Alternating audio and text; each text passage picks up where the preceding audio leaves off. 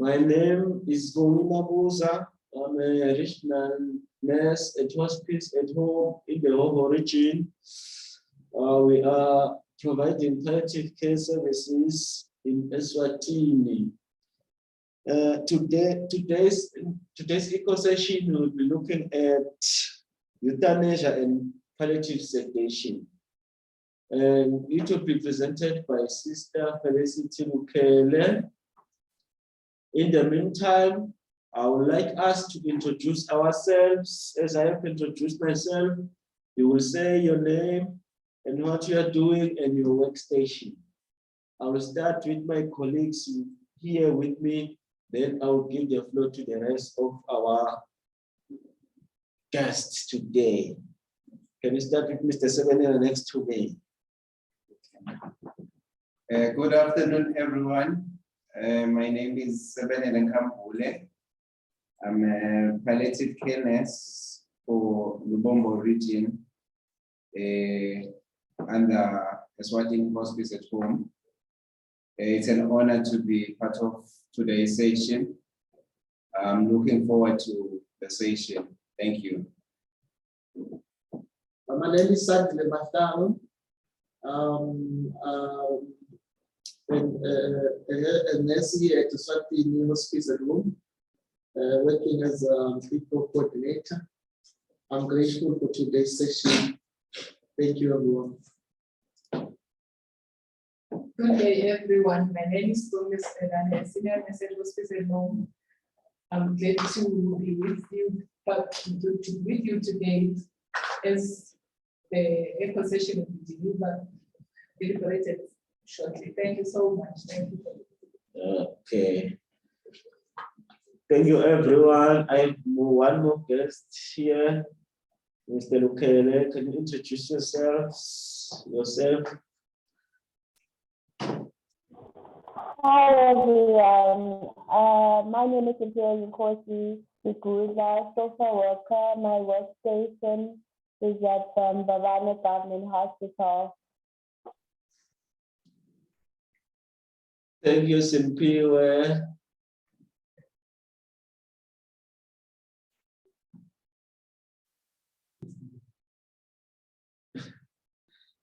Can I have someone else introducing him or herself?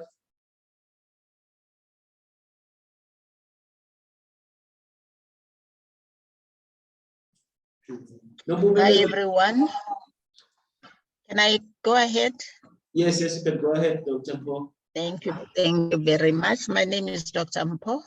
I'm here at Krisani Bara Hospital in the palliative care unit. I'm happy to be here, but unfortunately, I'll leave you before the end of the session. Thank you.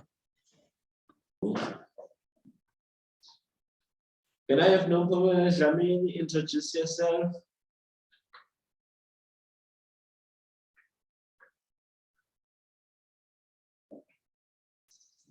Nompo, can you hear me? Okay, let's have Nonsigalelo Tuli.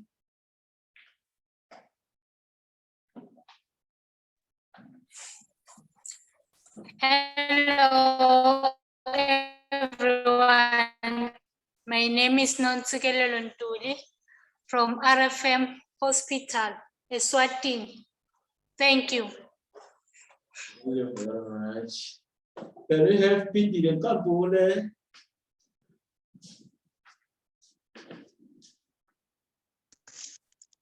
Hi, everyone. My name is Pindile Ngambule from Tlatikulu Government Hospital, where I work at the outpatient department at Eswatini. Thank you.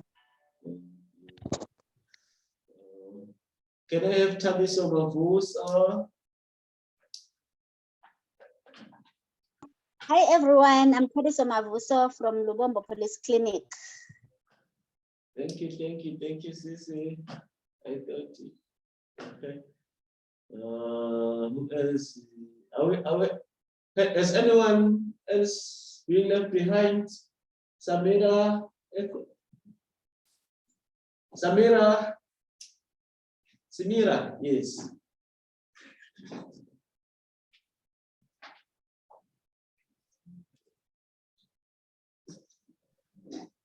Nompumelelo, are you raising your hand or?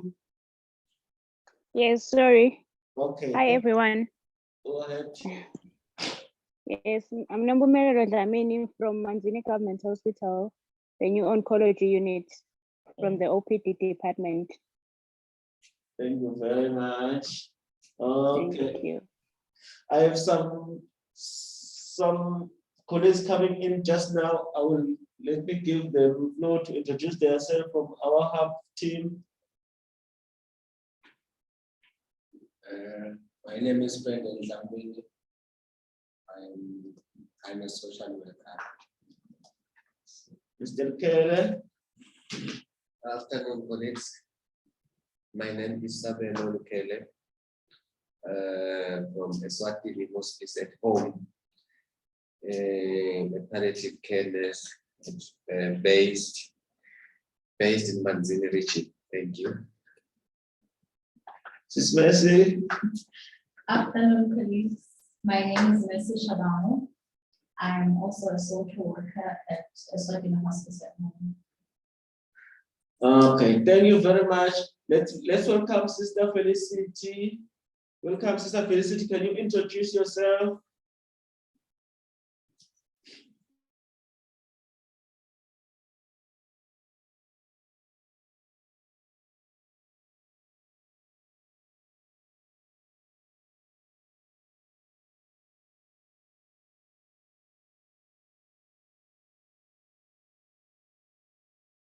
Sister Felicity, can you join with your microphone so that you can able to communicate to us?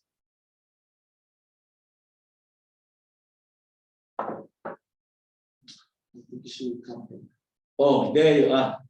Welcome, welcome. Can you introduce yourself, Sister Felicity?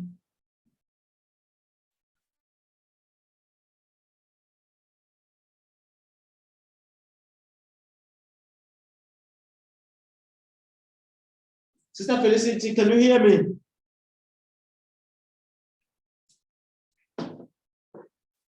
Felicity.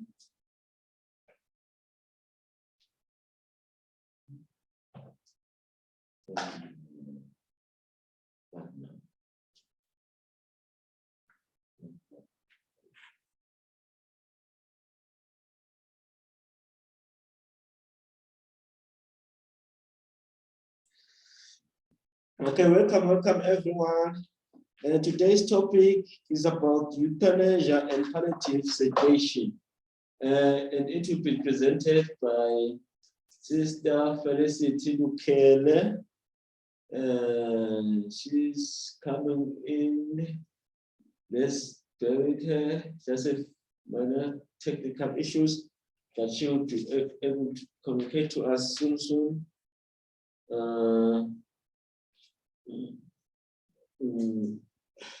I'm not sure if you have the agenda for today.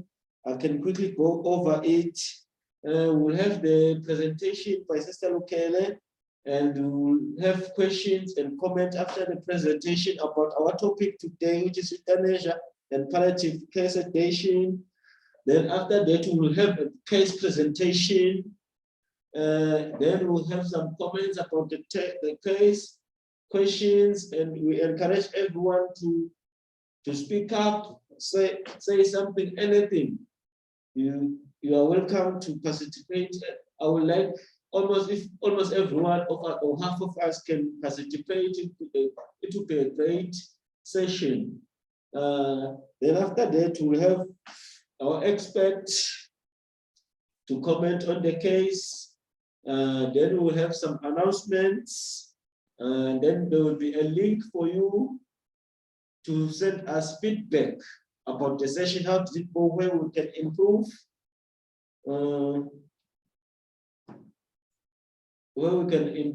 and then it will be the end of the session. Okay, let me quickly go to Sister Felicity.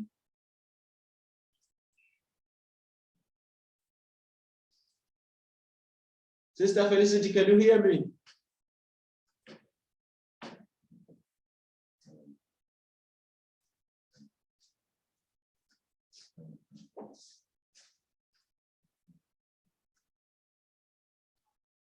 Hello? Yes, sister, can you hear me?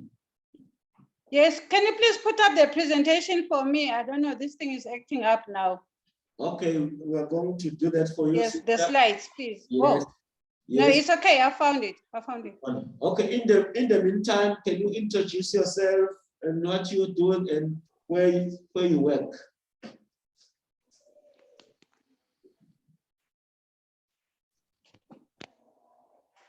Okay, good afternoon once again, team. My name is Felicity Lukele. I'm a nursing sister here at Babane Government Hospital. I work at the palliative care unit. Apologies for the late connection. I had to attend some other palliative care meeting now at Muffin. Our topic today is euthanasia and palliative care sedation. Sorry, sister. Hello. Objectives. Hello. Sorry, sir. We've put up the slide for you. Do you see it? Yeah, it's okay. I've got it now in my machine. Okay, that's fine. It's okay. You can go ahead. Yes. Yes. So up there are my contacts, my cell number, and the work number, and also my email. Objectives for the topic euthanasia and palliative sedation. First one, to describe palliative sedation and euthanasia. 2, identify the difference between palliative sedation, euthanasia, and physician-assisted sedation. 3, understand factors that influence patients to request euthanasia. 4, describe the types of palliative sedation and decision-making in palliative care. Introduction. Palliative care recognizes human suffering and seeks to relieve it, but it does not accept that euthanasia is ever the answer, and recognizes that a request for euthanasia is a plea for better care. Administering appropriate drugs for appropriate medical reasons and in appropriate doses is not euthanasia. Research findings indicate that the appropriate use of sedatives and opioids at the end of life is not associated with life shortening. We have some definition of some terms here. Definition of palliative sedation palliative sedation refers to the use of sedating medications either intermittently or continuously at the end of life for the purpose of providing relief of refractory and intolerable symptoms. For example, pain, dizziness, agitated delirium, after all other measures have failed. Definition of euthanasia is a deliberate intervention undertaken with the express intention of ending a life so as to relieve intractable suffering. Definition of physician-assisted suicide. The physician provides the knowledge and means necessary, but the act is completed by the patient. To note, both euthanasia and physician-assisted suicide are unethical and illegal in Eswatini. Conditions for palliative sedation.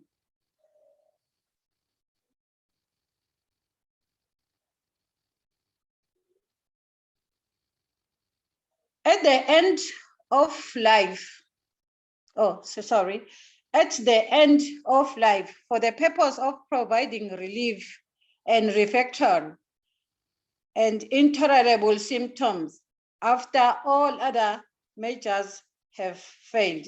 This is a still the definition of the palliative sedation. Okay, this can be provided or performed with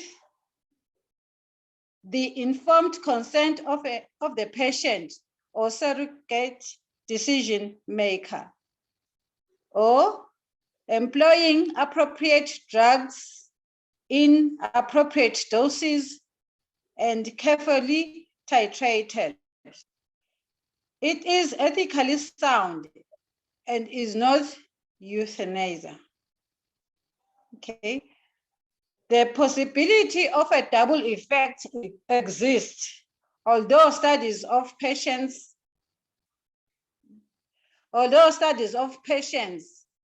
treated with palliative sedation in this manner do not demonstrate life shortening. The intention is not to cause death. So the kinds of palliative sedations, we have three. Ordinary palliative sedations, that is when one serve as a treatment intervention. If the goal of care is to relieve the symptoms without reducing the level of consciousness. The second one is proportionate palliative sedation. It's called the PPS. Pharmacological agents like benzodiazepines are progressively escalated to induce increased level of sedation during both waking and sleeping hours. Usually employed to intractable physical suffering in imminently dying patients. The third one is the palliative sedation to unconsciousness, PSU.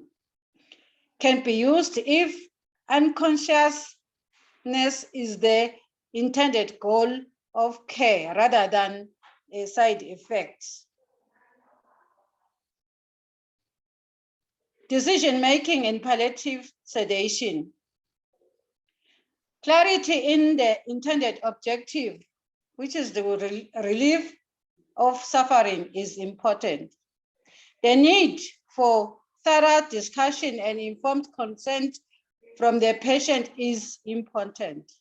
Should be provided when other interventions have failed to relieve intractable suffering. If the organization offers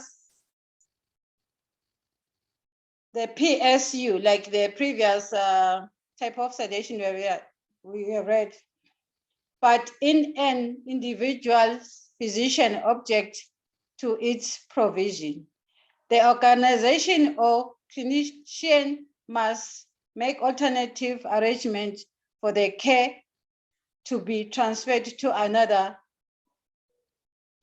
provider or institution. Good communication in the final stage of life is important. Use of palliative sedation should be reserved for those few situations in which all other interventions have been ineffective and the patient finds continued consciousness to be intolerable. Factors that compel patients to request euthanasia: unrelieved pain and physical symptoms or fear of. 2, severe anxiety and depression, which should be controlled given optimal multi-professional palliative care. 3, intolerable suffering, existential distress, which could be given optimal multi-professional palliative care. Care fatigue, and also that could be prevented. This one can also be preventable. Lachogenic, that is, there's nothing more can be done syndrome. This would not occur if patients were referred to a palliative care service and required professional education. Just to note, uncontrolled suffering in the terminally ill should not be considered, should be considered a medical emergency and not an indication for euthanasia. There is no place for euthanasia in a caring society that provides palliative care services. Thank you.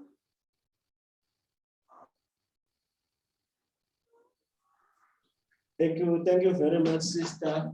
It was a very clear and wonderful presentation. Now I think now we can have a much clear differentiation between palliative sedation and euthanasia through the definition that sister has given us and the, the effect of the palliative sedation, which is it's a relief of suffering after all other measures has been put in places, but they have not worked. So we are not going to rush to euthanasia just to relieve the suffering, but instead we can opt for palliative sedation, which is the most appropriate manner. And euthanasia is not an ethical, it's unethical in palliative care. So I would like to give the floor to anyone who would like to ask a question or add a comment or say something. Anyone? Thank you. You can raise your hand or write in the chat box. Sorry.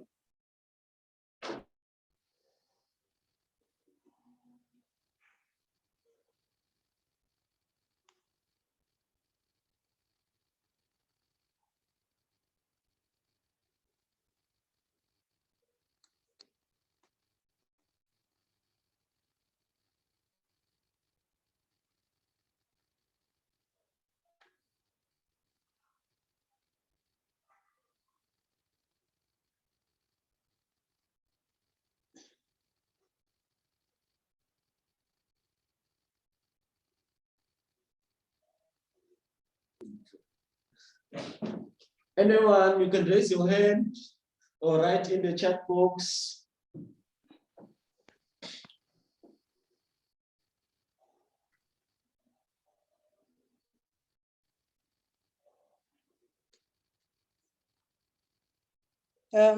Just to add, to highlight, like in our practice or in my setting, the palliative sedation is not commonly used because some of these health workers, they feel like it's like I'm doing the euthanasia, yet sometimes the patient will need to be sedated so that to be relieved, since not all the time all the opioids will work for the patient, but they just feel low. When I give this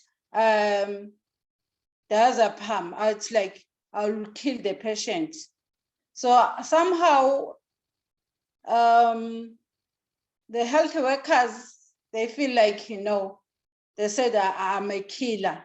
Yet sometimes when these sedatives could be given in for that with the appropriate dose, for the appropriate reason, you would have not killed. But with that dose, you find that will not die from that drug, you see. And the reason that compel patients to request for the euthanasia is the suffering, such that even their family will feel, no, this is too much, rather the patient die. So that is why we have to reassess in our care plan or reassess the symptoms and see which drugs can help or relieve this patient. And find that sometimes it's not the opioid alone, but you should now include a sedative drug to relieve the patient.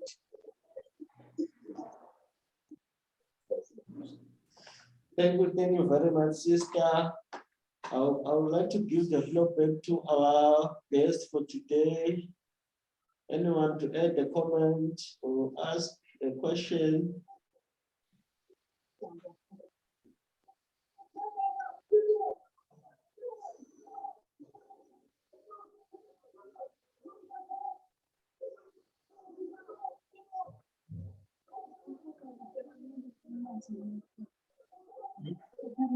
Yes.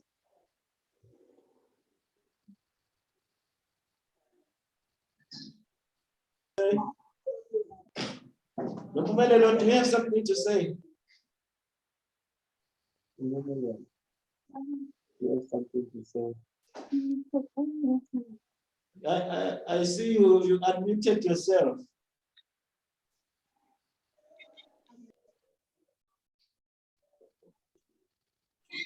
No, sorry, guys, it was a mistake. Sorry. Okay, thank you, Sisi. Thank you.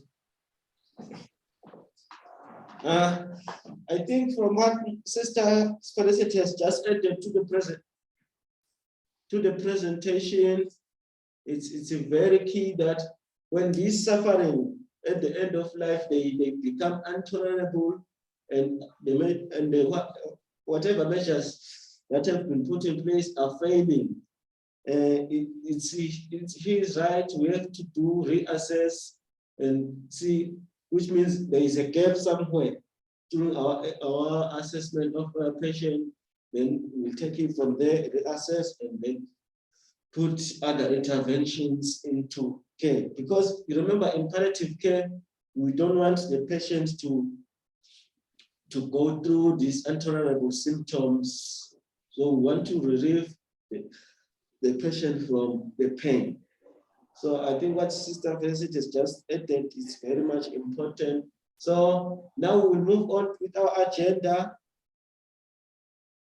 Oh, sorry, Tim. I have someone here with me raising hand. Mr. Mahlangu, can you go ahead?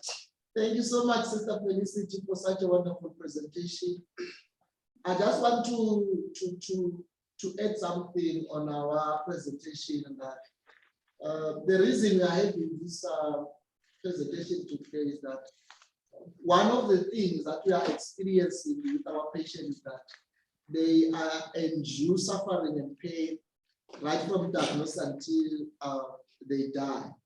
So a good palliative care service or model must relieve the suffering and holistically.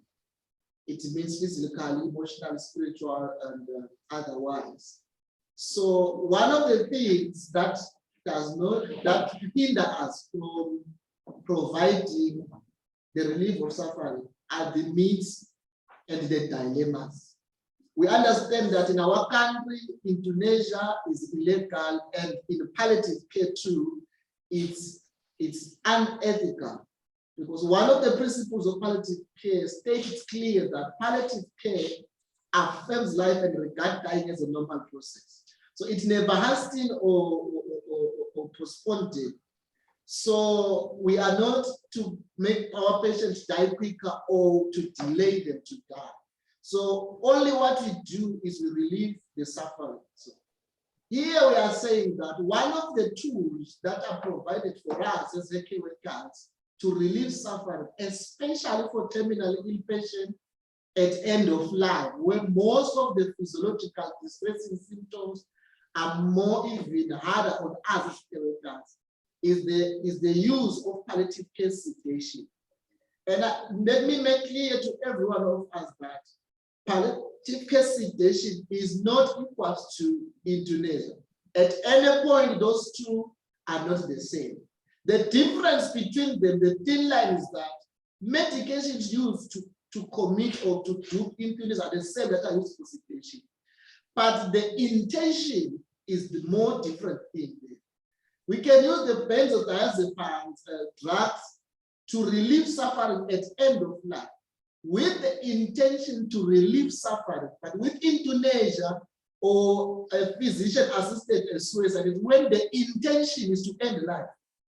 So most of our patients, we allow them to die in pain and in grief because we have this stigma to say, I cannot give a sedative medication at this point because it will sound, not that it will sound.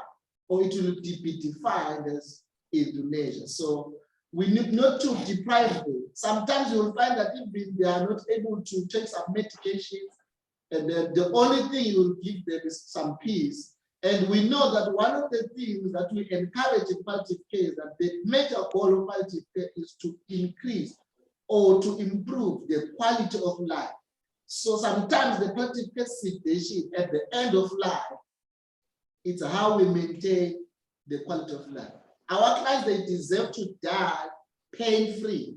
No grief, no cry, no what they deserve. But we need to sit down as a healthcare team, a palliative care team in our facilities, discuss with the physicians where if it's still feasible to continue with the sedation for the client. We cannot give sedation to a life client that is aborted and stuff. So it is only available for people with end of life. And as Sister Vincent said, we are using available drugs that we are commonly using. It's just that the way we do it in palliative sedation is that the intention is to relieve suffering. Thank you so much. That would be my addition to this. Thank you very much. I see we have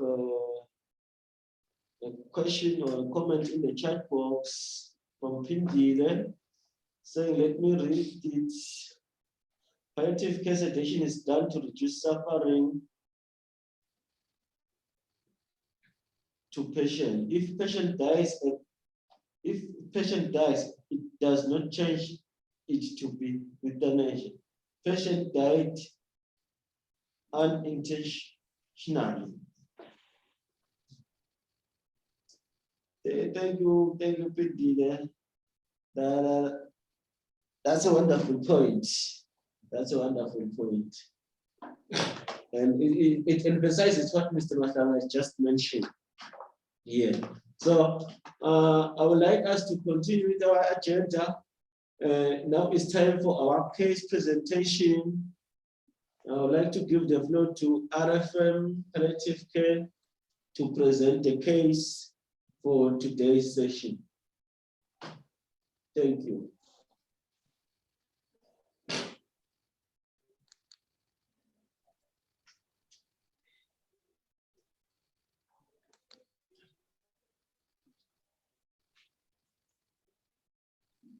RFM, would you like to put us to put the slides for you, or you will share them?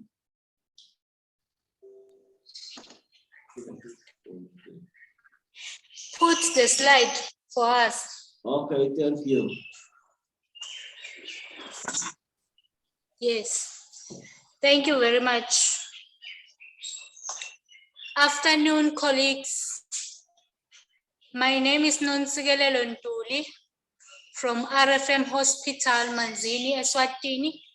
I will be presenting our case, a follow-up case who is 85 years, a male, diagnosis advanced gastric cancer with recurrent anemia and obstructive jaundice. Problem: the patient reached end of stage of disease and present with recurrent severe anemia, confusion, hallucination, violent insomnia, loss of appetite, vomit with every meal, swelling all over body, jaundice, passing black stools and bloody urine, and also in pain. Concern: patient is dangerous to self and close significant others because they reported that he takes whatever he can find to hit things and people around him. The anemia is so severe such that he has to be transfused every week. Sometimes patient is refusing treatment.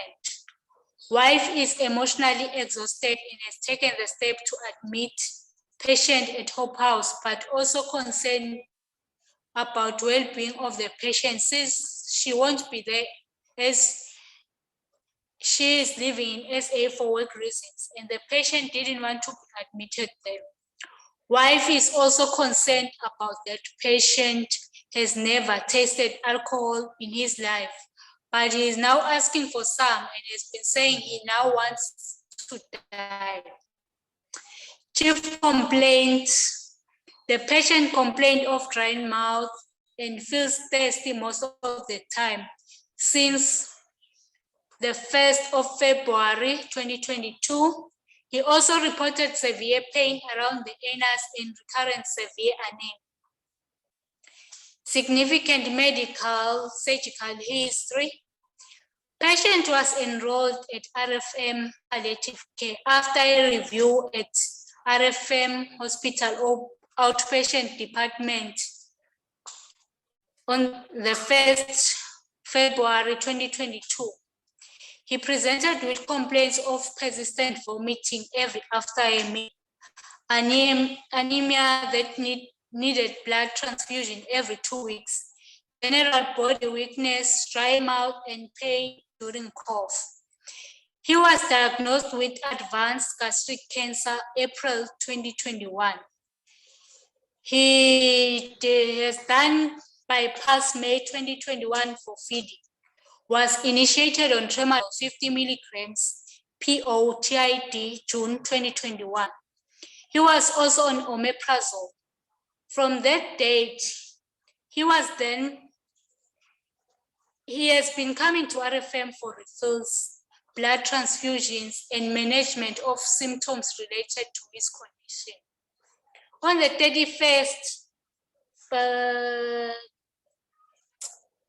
31st March, patient was initiated on morphine 4 milligrams 4 hourly and bisacodyl 10 milligrams nocturne, since tramadol was no longer effective to relieve his pain. Relevant past medications: tramadol 50 milligrams orally 3 times a day, omeprazole 20 milligrams orally once daily. Current medication: morphine 4 milligrams orally 4 hourly, amitriptyline 25 milligrams orally once a day, ferrous sulfate with folic acid 1 tablet orally daily, multivitamin 1 tablet orally daily.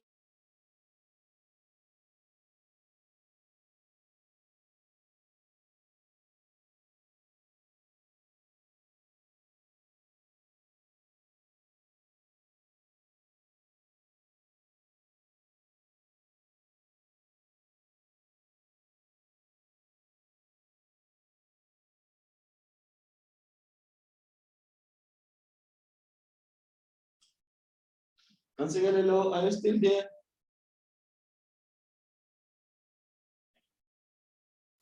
Ansigalelo.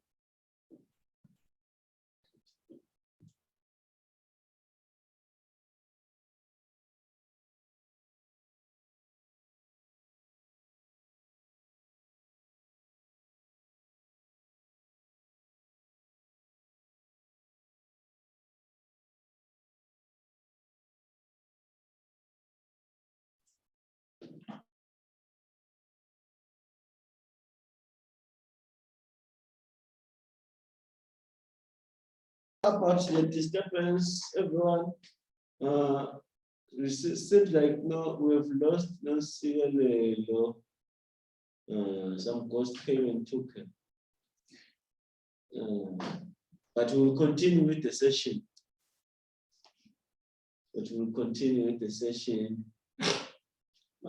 We ended the social history and paternal family history. So we continue, we hope Notsuga will find us on the way. The patient work status at the group comprehensive time, and the patient, the occupation is a pensioner, and the patient finished high school and he was training on plumbing and architectural designing, a socio-economics class. The client is a middle class and is married. He has no harmful lifestyle habits. The relevant health condition is that all her relatives from his mother's side have head cancer. On advanced care directives, the patient has the DNR and DNI orders in place, and he also had a meeting with, and the patient has made a decision to refuse treatment, and the healthcare proxy was available for the patient and was his wife, and the mental staff capacity was assessed. And the concern that they have here is that the patient has made a proper directive of his last wishes and how he wants his funeral and tomb to be. He wrote his obituary together with his wife. Another thing is that the vital signs we checked, the temperature was 35 degrees, but the BP was 96/46, which was great. And the pulse was 100 beats per minute, and the respirations were 60 breaths per minute. The saturation of oxygen was 92%. The pain score was so high that the patient scored it to be 9 out of 10. And the ECOG fatality of status of the patient was ECOG 3, in which the patient was confined to bed with limited self-care. And when we grade all the symptoms, the patient has severe drowsiness and depression with agitation, and was have severe pain, anorexia, constipation, and a trauma with poor mobility. However, dyspnea was not present. When we check on the investigations done, the hemoglobin was very low at 5.7, and the patient HIV status is NR. Histology done confirmed that the patient had cancer. So the further plan management of this patient was that the wife decided to take him to Hope House. So for home-based care, where the patient died on the 1st of April 2022, may his soul rest in peace. After the patient was satisfied death, the wife called to inform RFM Hospital Palliative Care Unit. Towards his last day, he was praying with his family to God to receive his soul. Wife wished for a sedation since he was violent, and she felt like he might cause harm to himself, his family, and the healthcare staff. Patient communicated about his will to his wife and other significant others. The wife was offered to come with close significant others to RFM palliative care for psychosocial counseling if the need arises. Thank you. I will say that's the end of the case presentation. Thank you very much, Mr. Mashama. We're hoping that this will come as we go through. It will be very much sad if we end up the session without her coming back. But anyway, let's continue. Now, I would like to give the floor to our guests and everyone to add a comment, ask a question. Yes. Thank you. You can raise your hand or write in the chat box. Thank you very much.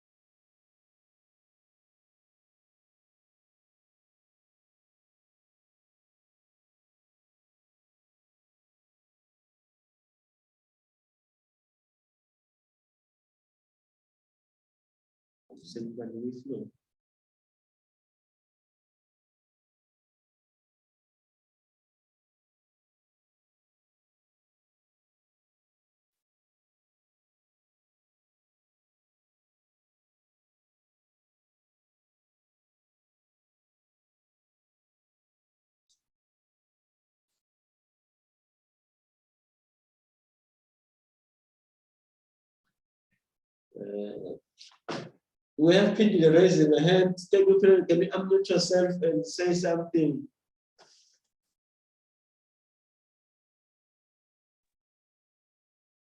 Thank you, everyone. I'm looking at a case whereby we have a client who is 85 years old with advanced gastric cancer, recurrent anemia, obstructive jaundice. And when I'm looking at the drugs the patient is taking, I look at morphine, the side effects for morphine, and then omeprazole. When you look at the side effects of morphine and omeprazole, and then look at the benefit of giving these drugs, you can see that this patient needed the sort of adjustment in these drugs. It's either we were supposed to give morphine only and leave the omeprazole because we have an advanced gastric disease. So the omeprazole just caused more harm than giving nice effects to the client. According to me, I think I will just leave omeprazole and continue with my morphine because the side effects are almost the same. And then we have chief complaints whereby we are seeing a client who is having confusion on and off scenarios whereby you are told that the client is violent. And when we look at the oxygen saturation, we can clearly note that the client had hypoxia. Hypoxia is another cause of confusion in our clients. Our client needed just oxygenation and the confusion was going to be less. That was another point. I can just end there. Thank you. For a wonderful comment, very much. Yes, about the omeprazole, I see in our case, it appears in the past relevant medication, which means it was stopped or it was removed. In the current medication, it's only tramadol, amitriptyline, and bisacol. So I think they did a wonderful job there. Thank you for raising that. Thank you for the wonderful comment and about the oxygen saturation. Thank you very much. As anyone has anything to add or comment or ask? Anyone else?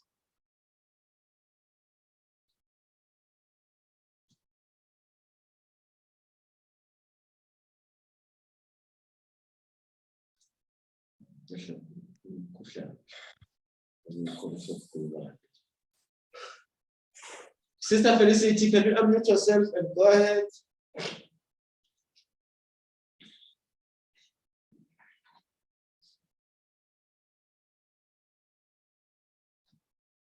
Sister Felicity, you can go ahead, unmute yourself and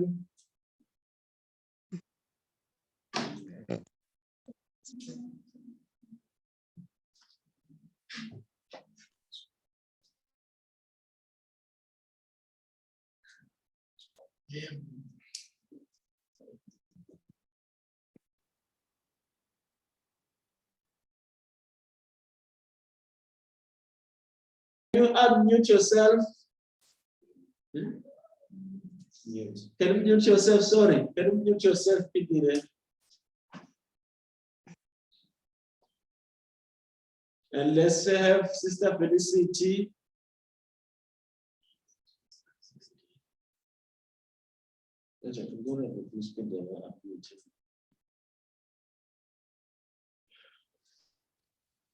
Hello? Hello? I can hear you. Can I? Okay, I'm asking if the patient did receive the palliative sedation. If they say they came back, the patient was requesting to be sedated. Another thing is, did they include the other team members, like for the psychosocial care, because the patient is like the cancer runs in the family and was not involved in any habits that will give the risk of cancer.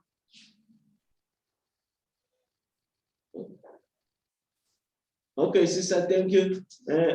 If I did get the question right, it said you are asking if the patient did receive palliative sedation. Yes. In this case, I didn't see anything that the patient was given palliative sedation. It only talks about the morphine that they died at the Home House. Praying with his family, but it is not mentioned here. It's said that Nduli is off. She was the one who was going to answer our question very much precisely. But according to what is given us to the case, she didn't mention if the patient was given palliative sedation. I think. Okay. I just missed.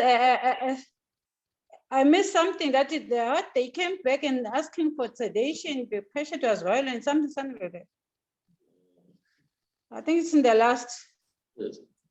Okay, let me give Mrs. Mercy here. I think she wants to answer a question, sister. Thank you, Sister Felicity, for the question. I think what you're referring to is the wishes that the wife had when the husband had passed, because she said that she was concerned that he was violent and he could have hurt himself. So she only wished that if it was possible, they could have sedated him, but it seems that it's something that they didn't finally come to it. Oh. Yes. Because Okay. I think if you can still see here the future plan, I think bullet point number 4, it says the wife wished for a sedation since he was violent, and she felt like he might cause harm to himself and his family and the healthcare staff, but nothing is being mentioned as to whether that action was executed or anything like that. Okay. Thank you very much, everyone. We have no Sigaro back online. Hello. Yes, Hi. how are you? Julie, can you hear me? Yes, I can hear you. Yes, Julie.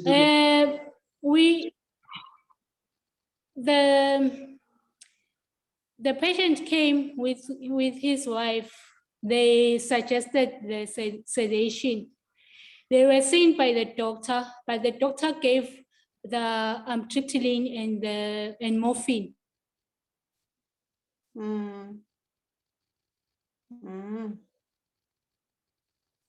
Okay, thank you. It seems like sister has been answered. Yes, I'm answered, but it's just the pain score. It remains still high. And the dose was very low. 4 milligrams at end of stage, usually it's a very low dose. You have to also at end of life, you have to be aggressive with the dose. Oh, okay. They usually start with low dose. When the client has more complaints about the effectiveness of the morphine, they will increase until the patient feels like she.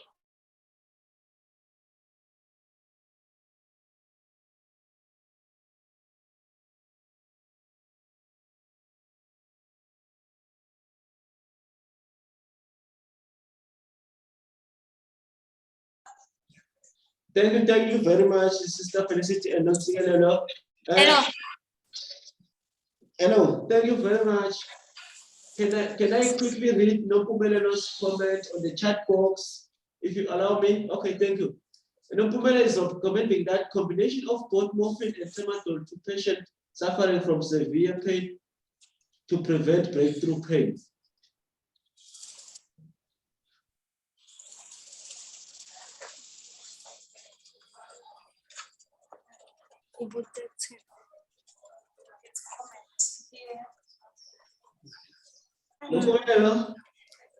Oh, hello.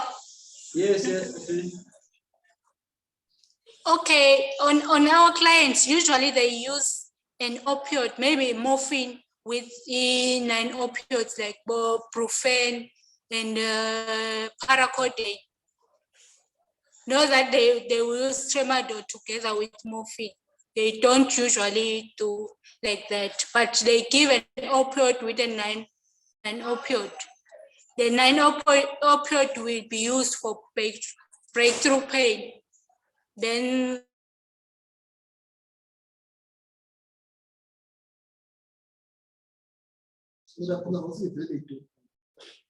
Okay, thank you. No signal. It seems like we've lost no signal again. What's there she is. But we can hear you, Sisi. No signal.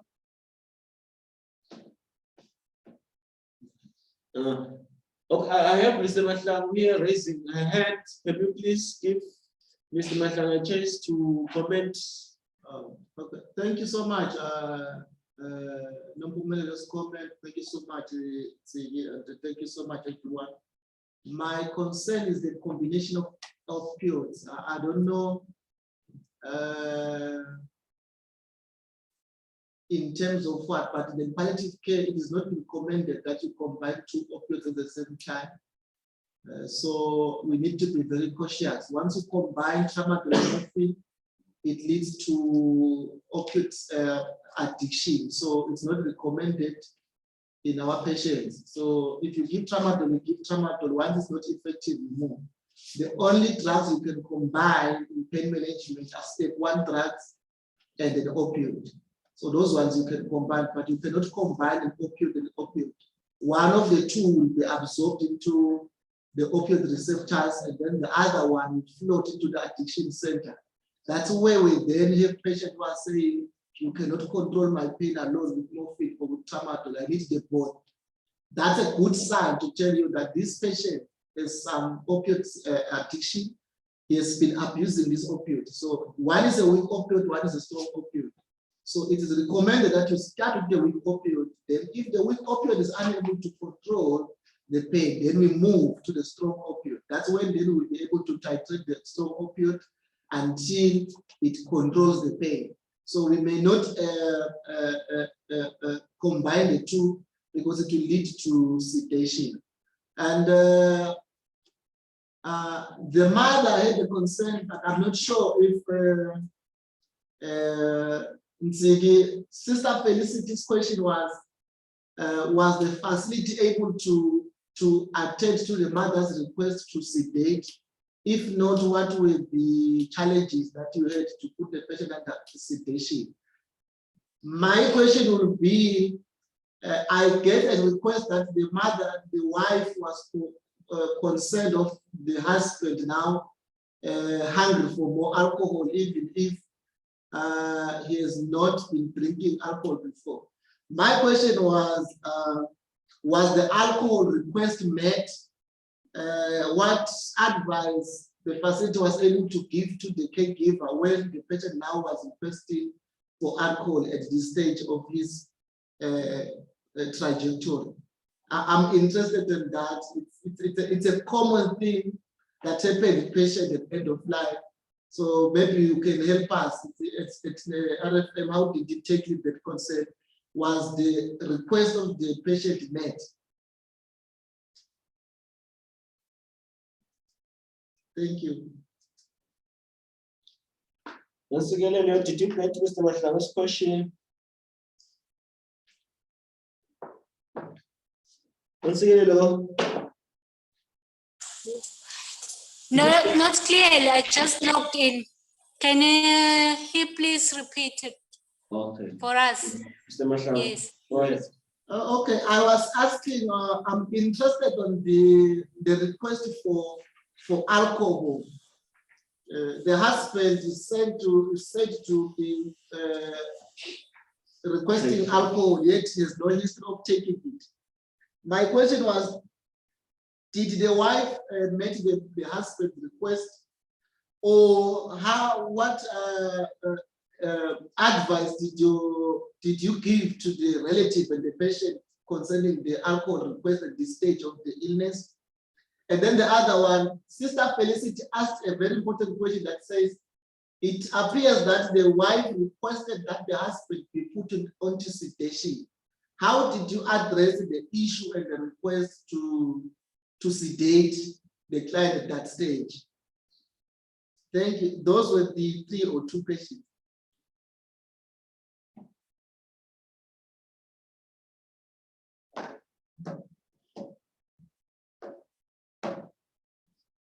Did you get Mr. Mahlau's question?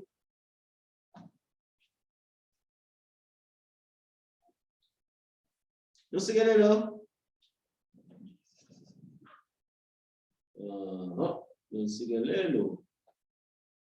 can you unmute yourself and attend to Mr. Mahlau's question?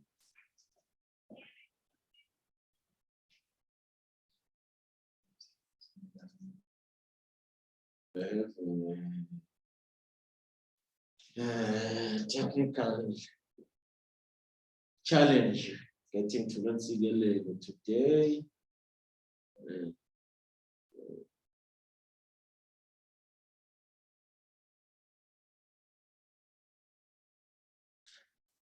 Okay, thank you very much. Can anyone on the floor please? How could you advise the wife if you were the health provider providing palliative care? How will you advise the wife in this case of the husband wanting to take alcohol? I have a hand, Sister Felicity. You can unmute yourself and go ahead.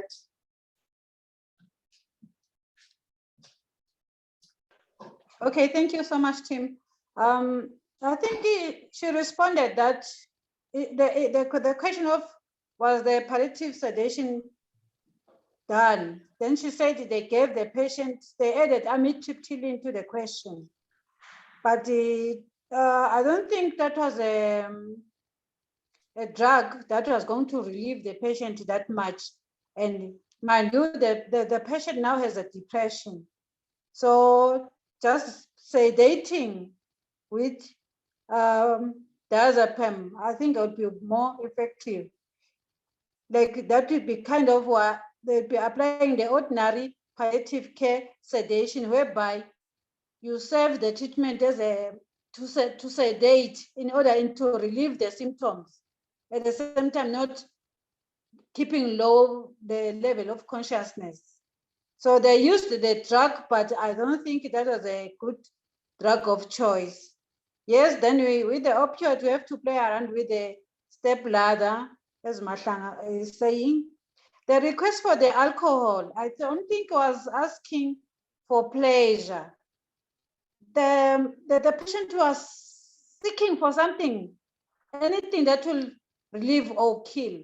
He doesn't know alcohol. So he might think maybe he doesn't, he has never took alcohol. So in his mind is that those who drink, they die. Maybe a relative of his was drinking alcohol, got cancer, then died. So he just looking for something that will kill me and the suffering, and this suffering. So I like someone who is pregnant and craving for alcohol.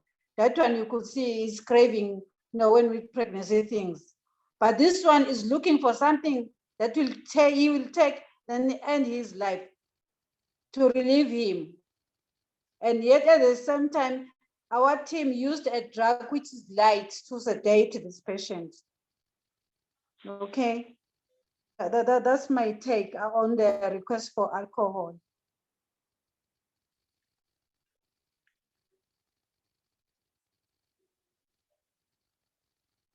Can anyone else? Thank you. Thank you, sister. I think you have made the point clear. Can anyone else advise our patient here on the take of alcohol? Anyone on the floor?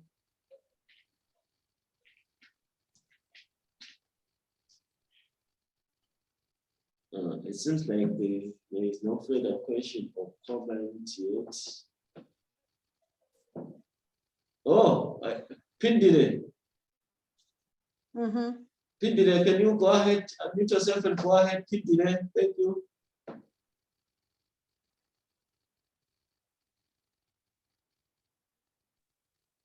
Thank you. I'm also thinking that maybe my client was just too thirsty, wanted to have something to drink. And he was thinking that alcohol can quench the thirst. And at the same time, maybe he read, yes. Also, maybe my client read somewhere that if you mix morphine and alcohol, then you can just sleep and die peacefully. I'm thinking of those two things.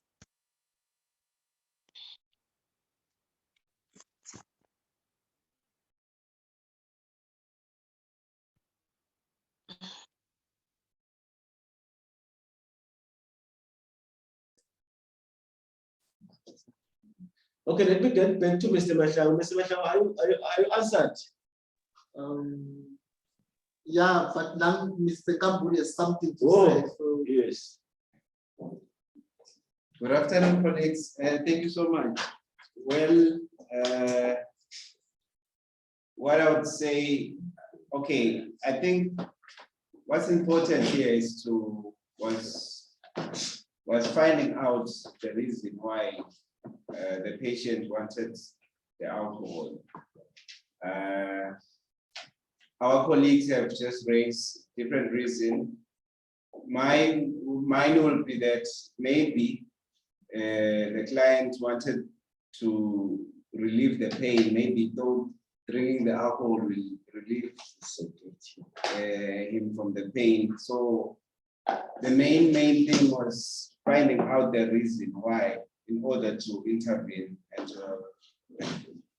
thank you. Thank you, Mr. Semenene. Okay, get back to Mr. Mashao, but I think Mr. Shao's answer. His answer, yes. Thank you so much, everyone, for clarifying that.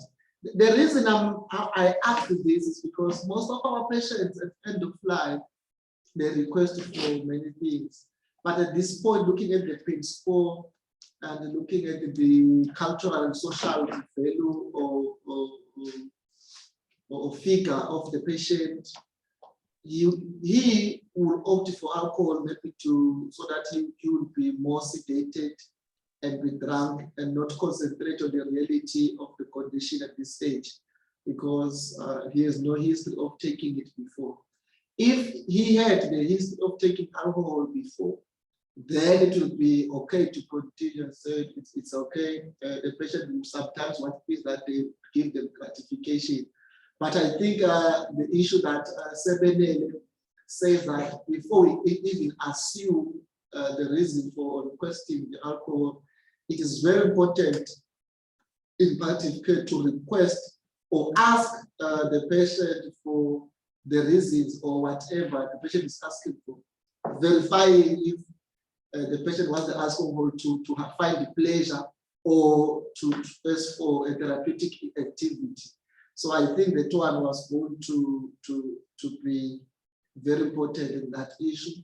And then the issue of addressing the issue of spirituality, I think at this point in time, the facility was supposed to do that. So I'm gonna say that and then say, I think may his soul rest in peace while we continue to take care of our patient. Our patient deserves the right not to suffer at the end of life. And let me appreciate your contribution today. Thank you. Thank you very much, Mr. Mashao. I would like to give this opportunity to our experts.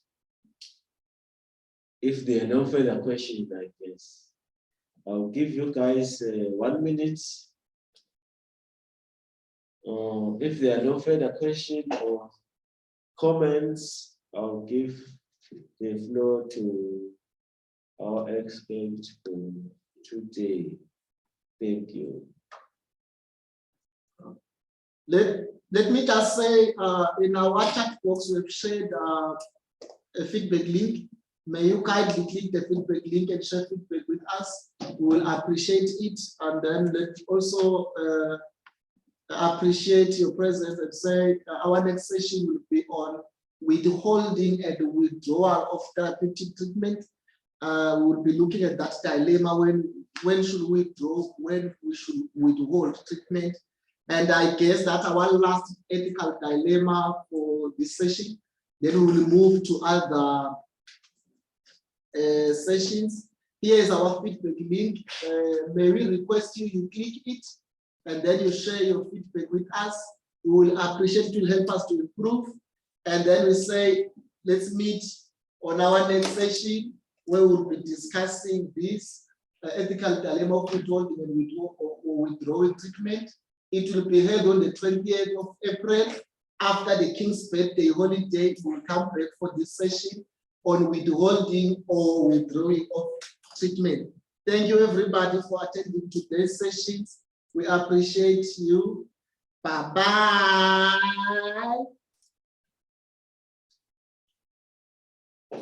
Bye, Mr. Sandler. Thank you, everyone, for joining. See you next time. Thank you. Next time.